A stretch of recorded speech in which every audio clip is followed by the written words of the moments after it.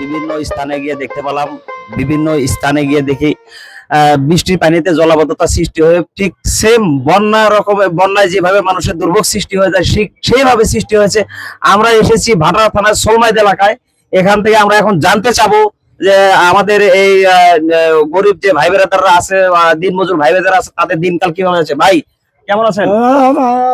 আপনাদের দিনকাল কেমন চলতেছে এই বন্যার পরিস্থিতির ভিতরে? একটু জোরে বলবেন। এখানে এখানে আপনাদের আয় আয় আয় রোজগার কিভাবে করেন আপনারা? যে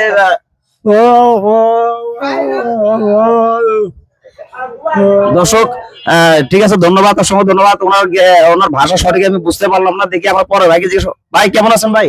এই তো ভাই কোন রকম, এই যে বৃষ্টিতে ভালো নাই খুব। এই বন্যায় বৃষ্টি পানিতে জলাবদ্ধতা সৃষ্টি হয়েছে, এর ভিতরে আপনারা কিভাবে দিন পার করতেছেন?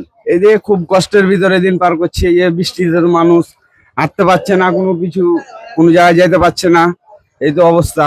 আপনাদের পরিবার কিভাবে চালাচ্ছেন? এই বৃষ্টির পানি কতদিন জলাবদ্ধতা সৃষ্টি হয়ে থাকে, সেই সম্পর্কে একটু বলবেন ভাই। সে সম্পর্কে তো কোনো ধারণা নাই, এখন কতদিন থাকে এভাবে। সারাদিন তো মনে করলেন যে মানুষ অনাহারে আছে, সারাদিন খায়নি। অনেক বাসাতে আছে যে পায়ে চুলা বন্ধ এই বৃষ্টির মধ্যে। এমনি তো দেখতে পাচ্ছেন যে রাস্তাঘাটে কোনো অবস্থা চলার মতন নাই। যাক ভাই, আপনাকে অসংখ্য ধন্যবাদ।